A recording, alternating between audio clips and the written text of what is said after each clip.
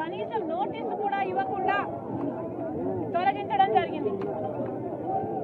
14,000 మంది కాంట్రాక్ట్ కార్మికులు ఉన్నారు. 4-5 నెలల నుంచి వాళ్ళకు జీతాలు ఇవ్వలేదు. వీళ్ళలో చాలా మంది నిర్వాసితులు, చాలా మంది వాళ్ళ భూములు ఇచ్చిన వాళ్ళు, వాళ్ళకు ఉద్యోగాలు ఇస్తాము అని మాటిచ్చారు.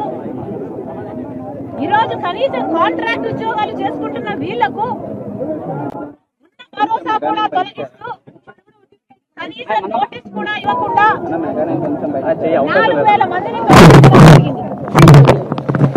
ఇది దుర్మార్గం కాకపోతే ఏమిటి అని ప్రశ్నిస్తున్నాం. విశాఖ స్టీల్ అన్నది ఆంధ్ర రాష్ట్రానికే తలమానికం. మనందరం తలెత్తుకొని చెప్పుకునేది, గర్వంగా ఫీల్ అయ్యేది విశాఖ స్టీల్. కాంగ్రెస్ పార్టీ ఒకప్పుడు సాధ్యం చేసిన ప్రాజెక్టు, కాంగ్రెస్ పార్టీ ఒకప్పుడు నిలబెట్టిన ప్రాజెక్టు. ఈరోజు కాంగ్రెస్ పార్టీ కేంద్రంలో, రాష్ట్రంలో అధికారంలో లేకపోయేసరికి గత కొన్ని సంవత్సరాలుగా తెలుగుదేశం పార్టీ అయినా ప్రభుత్వం అయినా వైసీపీ ప్రభుత్వం అయినా ఇప్పుడు మళ్ళీ తెలుగుదేశం ప్రభుత్వం వచ్చింది. కనీసం భరోసా లేకుండా పోయింది ఈ ఉద్యోగస్తులకి. వాళ్ళ జీవితాల మీద అయితేనేమి, ఫ్యాక్టరీ కోసం అయితేనేమి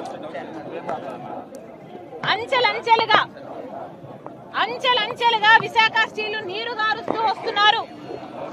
టీడీపీ అయినా వైసీపీ ప్రభుత్వాలైనా. ఎందుకు అని అడుగుతున్నాం. ఈ భూముల మీద మీకు కన్నుంది, ఇది ప్రైవేటైజ్ చేయాలని మీకు ఆశ ఉంది. కానీ విశాఖ స్టీలు ఆంధ్రుల హక్కు అని ఎంతో మంది ప్రాణ త్యాగాలు చేసి సాధించుకున్న ఈ విశాఖ స్టీలును ఇంత అన్యాయం ఎలా చేయగలుగుతున్నారు అని అడుగుతున్నాం. అసలు ఇప్పటికే విశాఖ స్టీలుకు ఏ భరోసా లేకుండా పోయింది.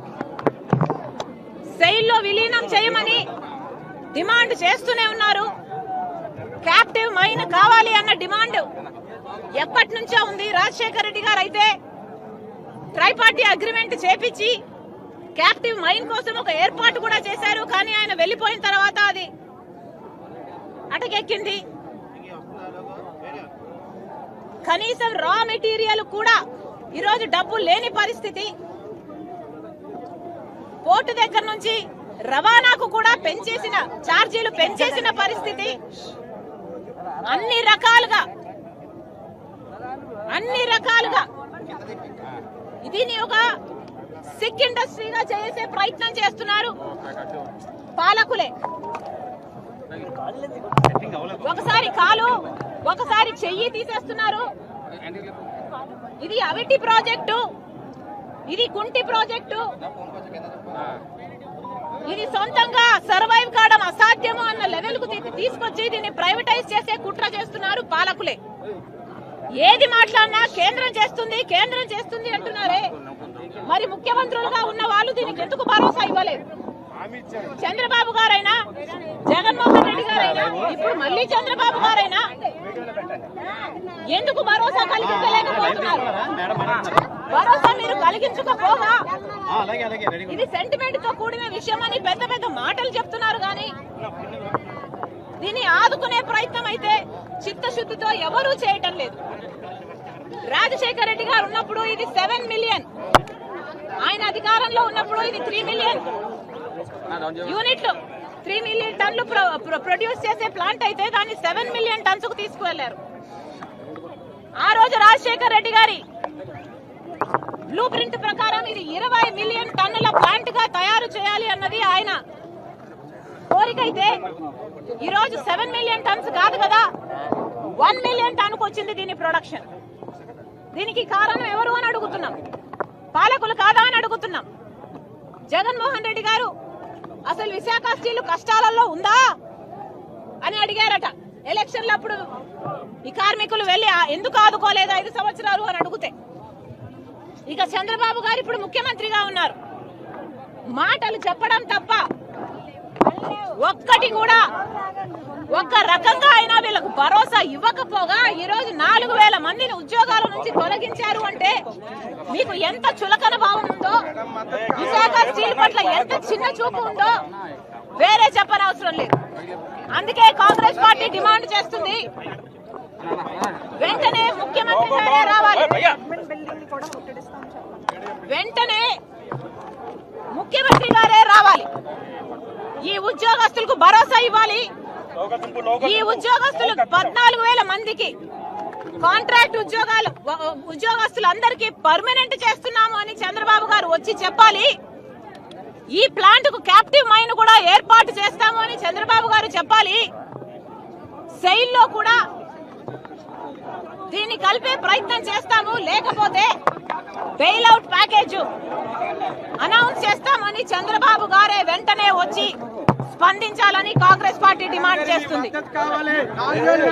ఈ రోజు కాంగ్రెస్ పార్టీ రాష్ట్ర రోకో చేస్తుంది. కానీ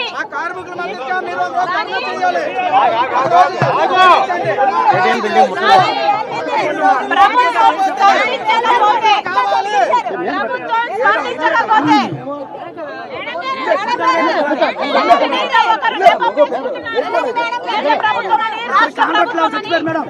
కాంగ్రెస్ పార్టీ హెచ్చరిస్తుంది, అడ్మిన్ బ్లాక్ ని ముట్టడిస్తాం. ఆ తర్వాత ధర్నాలకైనా నిరాహార దీక్షలకైనా ఢిల్లీకి వెళ్లి పోరాటం చేయడానికైనా వెనకాడదు కాంగ్రెస్ పార్టీ.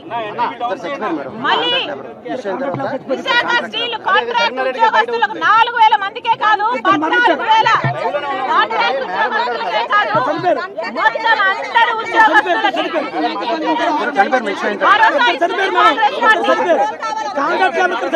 ఇద్దరు చనిపోయారు.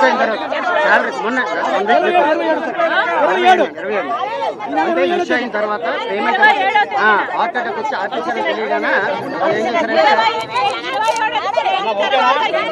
చనిపోవడం కూడా జరిగింది. కాంగ్రెస్ పార్టీ ఊరుకునే పరిస్థితి లేదు. హెచ్చరిస్తున్నాం, చంద్రబాబు గారు వెంటనే రావాలి, భరోసా ఇవ్వాలి. కాంగ్రెస్ పార్టీ డిమాండ్ చేస్తుంది, కేంద్రం తరఫున కూడా స్టీల్ మినిస్ట్రీ నుంచి రావాలి మినిస్టర్. ఇక్కడ ప్రజలకు కార్మికులకు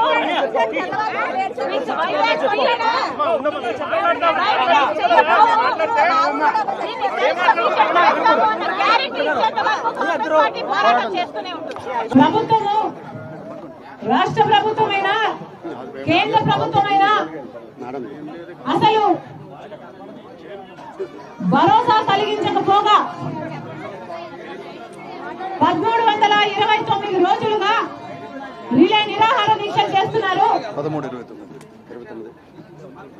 భరోసా కల్పించకపోగా ఈరోజు 4,200 మంది కాంట్రాక్ట్ ఉద్యోగస్తులను నోటీసు కూడా ఇవ్వకుండా తొలగించారు అని వింటున్నాం. ఇద్దరు గుండెపోటుతో మరణించారు అని కూడా వింటున్నాం. ఇది దారుణము, దుర్మార్గము. ఇలా ఎందుకు చేస్తున్నారో కేంద్ర రాష్ట్ర ప్రభుత్వాలు సమాధానం చెప్పాలి. ఏది అడిగినా కేంద్ర ప్రభుత్వం చేస్తుంది, కేంద్ర ప్రభుత్వం చేస్తుంది అని చెప్తున్నారు. మరి కేంద్ర ప్రభుత్వంతో పొత్తు పెట్టుకున్న ముఖ్యమంత్రి గారికి ఏ సంబంధం లేదా? ముఖ్యమంత్రి గారు వచ్చి ఈ కార్మికులకు, ఈ పరిశ్రమకు భరోసా ఇవ్వాల్సిన అవసరం లేదా?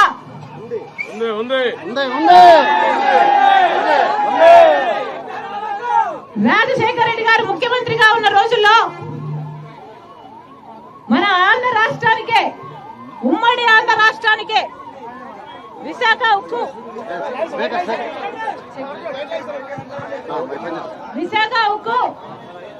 తలమానికమన్నారు.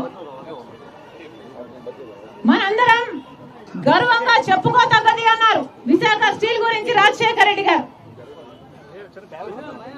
ఆయన ముఖ్యమంత్రిగా ఉన్న రోజుల్లో ఎన్ని రకాలుగా వీలైతే అన్ని రకాలుగా విశాఖ ఉక్కును ఆదుకున్నారు.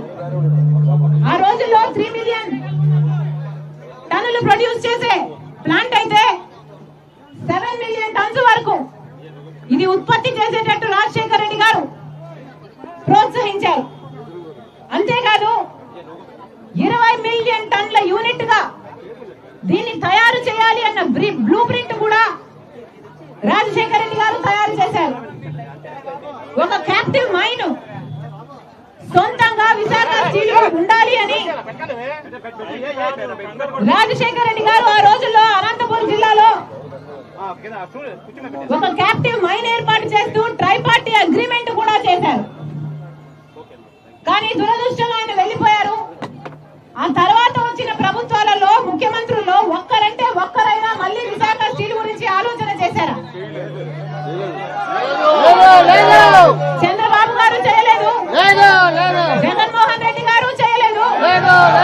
ఇప్పుడు మళ్ళీ ముఖ్యమంత్రి చంద్రబాబుగా ఉన్నారు. ఈయన కూడా మళ్ళీ దీన్ని మోసం చేసే ప్రయత్నమే చేస్తున్నారు. ఇది సెంటిమెంట్ తో కూడిన ప్లాంట్. మేము పోగొట్టుకోము, ప్రైవేటైజ్ చేయము అని చంద్రబాబు గారు ఒక పక్క చెప్తూనే ఉన్నారు. ఇంకో పక్క 4,000 మంది ఉద్యోగాలు పీకేశారు. ఎలా అర్థం చేసుకోవాలి దీన్ని? ఎలా అర్థం చేసుకోవాలో చంద్రబాబు గారు సమాధానం చెప్పాలి. ఎప్పటి నుండో ఇక్కడ కార్మికులు దాదాపు 30,000 మందికి పైగా 30,000 మందికి పైగా ఉద్యోగస్తులు పనిచేస్తున్నారు. వీళ్ళందరూ ఎప్పటి నుంచో డిమాండ్ చేస్తున్నారు. క్యాపిటల్ మైన్ కావాలి అని, సెయిల్లో దీన్ని విలీనం చేయాలి అని, కార్మికుల జోలికి రాకూడదు అని, వీళ్ళ బ్రతుకులకి ఈ ప్లాంట్ కి భరోసా కలిగించాలి అని. కనీసం ఒక బెయిల్అవుట్ ప్యాకేజ్ కూడా ఇంతవరకు ప్రకటన చేయలేదు ముఖ్యమంత్రి గారు. మరి ఎందుకు పొత్తు పెట్టుకున్నట్టు కేంద్ర ప్రభుత్వంతో, బీజేపీతో ఎందుకు పొత్తు పెట్టుకున్నారో చంద్రబాబు గారు సమాధానం చెప్పాలి. పవన్ కళ్యాణ్ గారు కూడా సమాధానం చెప్పాలి. పార్టీ వాళ్ళకు ఏం చేసిందని, ప్రత్యేక హోదా ఇవ్వలేదు, రాజధానికి డబ్బులు ఇవ్వలేదు, పోలవరం కట్టలేదు, విశాఖ స్టీలును ఆదుకోలేదు. ఎందుకు మద్దతు ఇస్తున్నారు మరి చంద్రబాబు గారు? కనీసం ఒక్క అష్యూరెన్స్ అయినా తేలేకపోయారా చంద్రబాబు గారు? విశాఖ స్టీలును మేము రక్షించుకుంటాము అని ఒక్క మాట అయినా ఇక్కడికి వచ్చి ఎందుకు చంద్రబాబు గారు ధైర్యంగా చెప్పలేకపోతున్నారో సమాధానం చెప్పండి.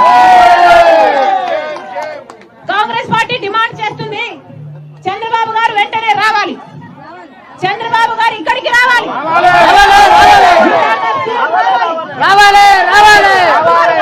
పవన్ కళ్యాణ్ గారు రావాలి, ఇక్కడికి వచ్చి ఇక్కడ కార్మికులకు భరోసా ఇవ్వాలి. 4,200 మందిని మళ్ళీ ఉద్యోగాలలో చేర్చుకోవాలి. 14,000 మంది కాంట్రాక్ట్ ఉద్యోగస్తులు మళ్ళీ పర్మనెంట్ చేయాలి. విశాఖ స్టీలు ప్రైవేటైజ్ చేయనీయము అని హామీ ఇవ్వాలి. సెయిల్లో విలీనం చేస్తాము అని హామీ ఇవ్వాలి. క్యాప్టివ్ మైన్ వెంటనే ఏర్పాటు చేయాలి. విశాఖ స్టీలు కానీ ఈ కార్మికులు కానీ ఏ లోటు ఉండదు, ఏ డోకా ఉండదు అని హామీ ఇచ్చిన తర్వాతనే చంద్రబాబు గారు ఇక్కడ నుంచి బయలుదేరి వెళ్ళాలి. కాంగ్రెస్ పార్టీ హెచ్చరిస్తుంది ఈ రోజు చంద్రబాబు గారి ప్రభుత్వాన్ని, మీకు 48 గంటలు టైం ఇస్తున్నాం. టైం దాదాపు 1 గంట కావస్తుంది. ఈ రోజు 2వ తేదీ, 4వ తేదీన 1 గంట లోపు ఈ 4,200 మందికి మళ్ళీ ఉద్యోగాలు ఇస్తున్నాము అని మీరు చెప్పకపోతే, ఇన్ రైటింగ్ మీరు చెప్పకపోతే, వాళ్లకు భరోసా కల్పించకపోతే, రాజశేఖర్ రెడ్డి బిడ్డ కాంగ్రెస్ పార్టీ అధ్యక్షురాలు 4వ తేదీ 1 గంట నుంచి నిరాహార దీక్షకు దిగుతుందని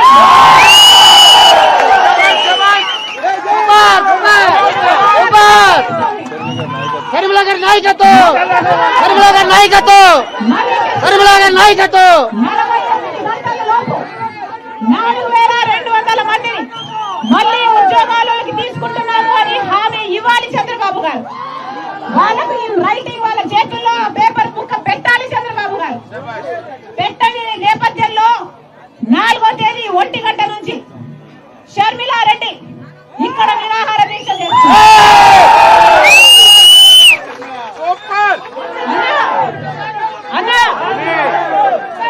రాజశేఖర రెడ్డి బిడ్డను నేను ఇది వరకు కూడా మీకు మాటిచ్చాను. నేను 2 సార్లు వచ్చాను విశాఖ స్టీల్ కి, ఇది వరకు కూడా ఈ సంవత్సరంలోనే మీకు మాటిచ్చాను.